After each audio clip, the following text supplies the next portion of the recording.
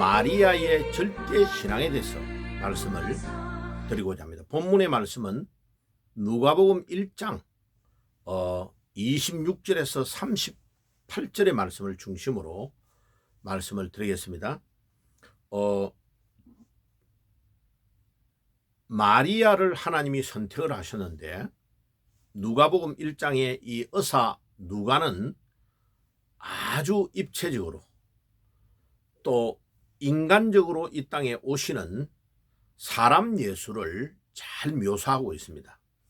첫째는 모든 것이 하나님의 계획이고 하나님의 은혜로 이루어졌다는 것을 말해주고 있습니다. 왜냐하면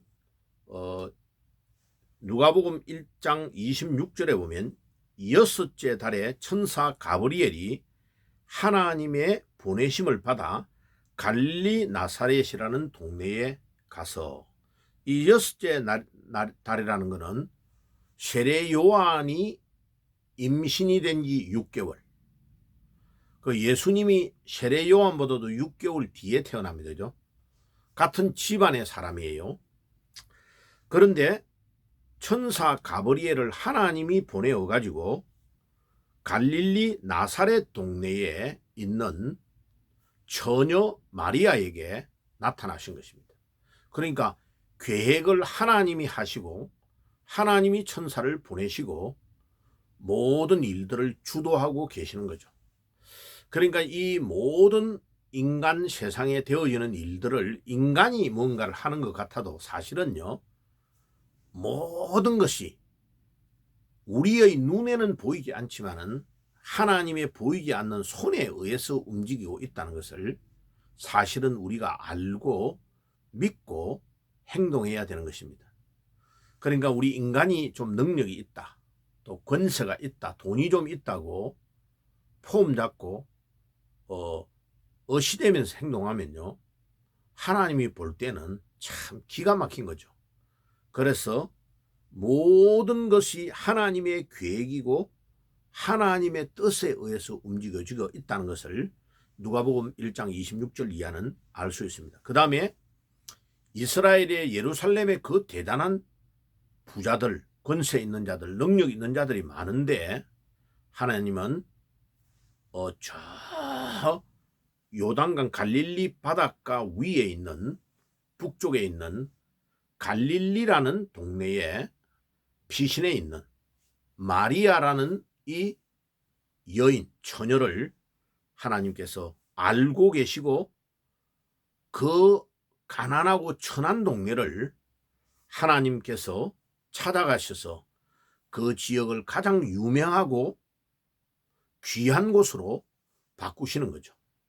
그러니까 개인도 동네도 나라도 하나님이 함께 하셔야 기적이 일어납니다. 우리 대한민국이 6.25 전쟁이 일어나서 정말 아프리카에 뭐 아주 어려운 에티오피아, 또 필리핀 이런 나라보다도 훨씬 못 살았는데 하나님은 지금 전 세계에 10대 강대국 안으로 들어가게 하시고, 지금은요, 앞으로는 얼마 안 가서 미국의 보고서를 보면 만약 통일만 되면 순식간에 우리나라가 G2로 미국과 맞짱을 뜨는 나라로 갈 수 있는 것을 증거하고 학자들이 그렇게 보고하고 있습니다. 그 다음에 하나님께서 마리아를 이미 다 알고 계신다는 것을 우리는 누가복음의 기록에서 27절 28절에 보면 압니다. 그러면 20절에 다윗의 가문에 요셉이라 하는 사람이과 정혼한 처녀에게 이르되 그 처녀의 이름은 마리아라. 하나님은 마리아가 누군지를 다 알고 계십니다. 그리고 28절에 천사가 그들에게 들어가 말하되 평안할지어다. 은혜를 받은 자여 주께서 너와 함께 하시니 여인 중에 내가 복되도다. 예, 하나님이 그에게 은혜를 주시고 여인 중에 복된 자라고 칭찬하는 것입니다. 예, 하나님이 이 마리아에게 은혜를 주시는 것입니다. 물론 나중에 맨 마지막에 생각했지만 마리아가 하나님에게 인정받을 수 있는 자격 요건을 갖추고 있습니다. 그래서 주께서 그와 함께 하신다고 했습니다. 여러분, 우리가 아무리 부족하고 연약하고 가난하고 모자란 것이 많아도 하나님이 나와 함께 하시는 임마누엘의 축복이 최고의 축복인 줄 믿습니다.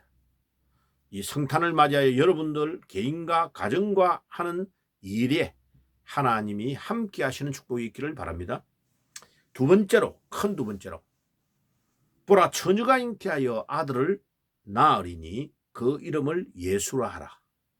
자, 임마누엘이라고 이사야 7장 14절에는 예수님의 이름을 소개하고, 오늘 이 누가복음 1장 31절에는 예수라고 소개하고, 마태복음 1장 23절에는 임마누엘, 25절에는 예수, 이렇게 왜 두 개의 이름이 계속 교차하면서 등장할까요? 예, 임마누엘은 히브리식 이름, 그 다음에 예수는 아람어입니다.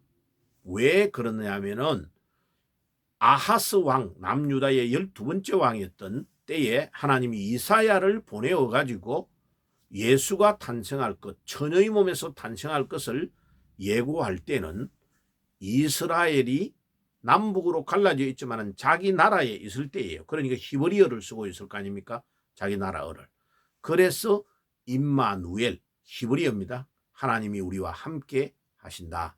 임마는 누구누구 함께, 누는 us, 목적어니까, 그 다음에 엘은 하나님, 하나님이 우리와 함께 한다는 뜻이죠. 자, 그런데 이스라엘이 바벨론으로 포로로 잡혀갑니다. 그래서 바벨론 포로로 잡혀가서 사용했던 언어가 아람어입니다. 그러니까 그 이후의 시대 사람들에게는 아람어로 예수를 소개하는 거죠. 그래서 예수라는 단어의 풀네임은 예수 아흐 야훼입니다.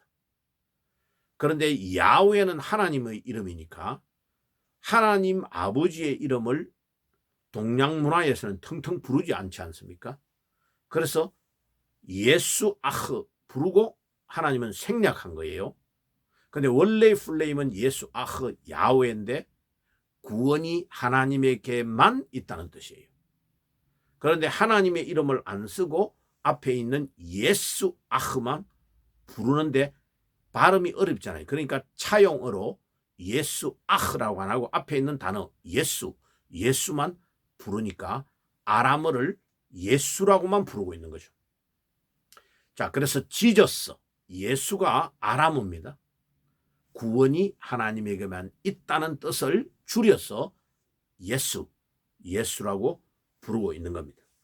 자, 그래서 바벨론 포로 이후의 시대의 사람들은 모국어를 잃어버리고 아람어를 쓰기 때문에 아람어로 예수라고 부르게 된 겁니다. 그래서 누가복음, 이 사람은 누가는 신약시대의 사람이니까, 예수님 이후의 사람이니까 아람어를 사용하는 시대에 살고 있어서 예수라고 소개하고 있는 겁니다. 자, 그래서 이 예수가 동정녀 마리아에게서 탄생하는데 왜 하필이면 처녀를 통하여 아기를 낳으려고 하냐 말이에요. 정상적으로 그냥 결혼해가지고 조금만 있으면 약혼했으니까 아기 낳도록 하면 되는데 왜 약혼한 처녀가 아직 남편하고 잠자리를 하기 전에 처녀를 불러내어 아기를 먼저 낳게 하느냐? 바로 아주 중요한 이유는 예수님에게 원죄를 가지고 태어나지 않도록 하려고 그러는 겁니다. 왜냐하면 예수님이 이 땅에 오신 목적은 우리 인류의 죄를 대속하여 돌아가시기야 되는데 예수님 본인이 원죄를 가지고 태어나면 우리를 대신해서 죽어줄 수 있는 자격이 안 되는 겁니다. 예수님이 죄가 없어야 되기 때문에. 그래서 원죄를 타고나지 않도록 하려고 처녀의 몸에서 아기가 태어나는 기적의 방법을 동원하는 겁니다. 과학적으로도 안 맞는 완전히 초과학 기적을 행하시는 것입니다. 하나님이 처녀의 몸에서 아기가 태어나도록 하시는 것입니다. 그래서 그 이름을 예수라고 하고 이 예수님이 죄가 없어야 되니까 원죄도 없어야 되지만은 자범죄도 없는 분으로 태어나려고 하니까 태어날 때에 원죄를 안고 태어나지 않도록 하기 위하여 처녀의 몸에서 탄생하는 것입니다. 그래서 히브리서 4장 15절에 보면 예수는 우리의 대제사장이신데 죄는 없으시다고 이야기하시는 것입니다. 자, 원죄 때문에 처녀의 몸에서 탄생한다는 것을 기억해야 됩니다. 자, 그래야 이 예수님이 우리를 대신해서 십자가에서 돌아가실 수 있는 자격이 있기 때문에 그래서 이 처녀의 몸에서 아기 예수가 태어났다는 것은 굉장히 중요합니다. 자, 그래서 누가복음 1장 34절에 보면 나는 남자를 알지 못하는데 어찌 이 일이 있으리까 라고 천사에게 마리아가 반문하는 걸 보면 아직 결혼하기 전이고 남자와의 관계를 가지지 않았다는 것을 분명히 입증하고 있습니다. 자, 그리고 세 번째는 하나님이 어떻게 해서 그러면 이 처녀의 몸에서 아기가 태어나느냐, 그것은 1장 35절에 천사가 대답하되 성령이 내게 임하시고 지존자의 능력이 너를 덮으시리니 그러므로 내게서 나실 바 거룩한 자를 하나님의 아들이라 일컬으리라. 성령으로 기적이 일어났다는 것입니다. 그러니까 성령의 능력으로 처녀가 아기를 낳도록 하셨다는 것입니다. 그래서 스가랴서 4장 6절에 보면 힘으로도 능으로도 안 되는데 오직 성령의 능력으로 가능하다고 말씀합니다. 그 다음에 에스겔 37장 5절의 이하에 보면 해골 때들이 일어나는데 하나님의 말씀이 임하고 성령의 능력으로 막 힘줄이 생기고 뼈끼리 붙으면서 그 해골 골짜기의 해골들이 큰 군대가 되어 일어나는 기적이 일어난다고 말합니다. 성령의 능력으로. 그 다음에 에베소서 5장 18절에 술 취하지 말라 방탕하지 말라 오직 성령의 충만을 입어야 된다. 성령을 입어야 이 세상을 이길 수가 있습니다. 사도행전 1장 8절에 오직 성령이 너희에게 임하시면 너희가 권능을 받고 성령이 임해야 권능을 받고 복음을 전할 수가 있습니다. 모든 것들이 성령의 능력으로만이 가능하다고 우리에게 이야기합니다. 그래서 처녀의 몸에서 아기가 탄생하는 것, 그 다음에 이런 모든 것들이 성령의 능력으로만 가능하다는 것을 입증하고 있습니다. 그래서 양자 물리학에 지금 첨단 모든 과학의 문명이 양자 물리학에서 개발된 걸로 지금 우리 휴대폰도 사용하고 모든 것들을 사용하고 있습니다. 그 양자 물리학에서 아주 놀라운 것들을 발견한 것을 지금 제가 자료를 하나 보여드릴게요. 보세요. 자, 이 그림이 양자 물리학에서 모든 만물이 이 표준 모델 이대로 17개의 입자로 구성되어 있다고 발표한 것입니다. 이것은 1979년에 노벨상을 받은 양자 물리학의 모든 만물의 표준 모형이라고 합니다. 자, 그런데 이 표준 모형에 제가 젊은 청년들을 지금 가르치기 위해서 양자 물리학을 연구를 하면서 자료를 모아보니까 놀라운 것이 발견되어 있습니다. 과학적으로.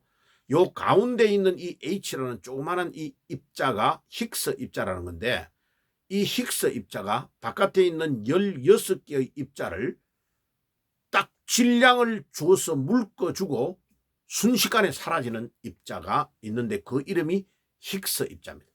왜 힉스라고 하느냐 하면 힉스라는 사람과 앙레르라는 두 박사가 이게 수학 방정식으로 풀어서 이걸 입증을 한 겁니다. 그랬는데 눈으로 딱 질량을 16개에게 부여해 주고 16개를 딱 묶어주고 이 가운데 있는 이게 순식간에 사라져 버리니까 입증을 못 하잖아요.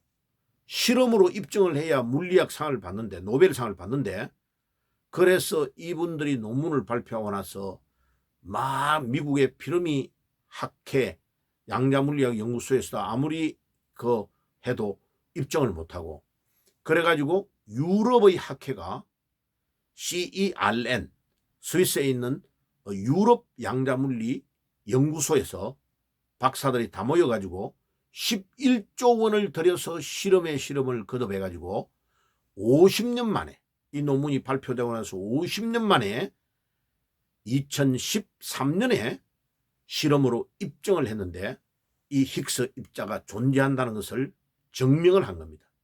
그래서 저는 이 힉스 입자가 양자물리에서는 힉스 입자 혹은 하나 신의 입자라고 하는데 갓 파티클이라고 하는데 저는 이것이요 성령이라고 확신합니다. 그러니까 양자물리학에서 질량을 딱 모든 만물에 부여해주고 도망가는 입자가 있는데 그 입자가 힉스 입자라고 하는데 저는 이것이 성령이라고 홀리 고스트라고, 그리고 약자도 H를 써요. 얼마나 놀랍습니까? 보세요. 이런 모든 것들이 성경에는 수천 년 전에 성령이 있다는 것을 이야기한단 말이에요.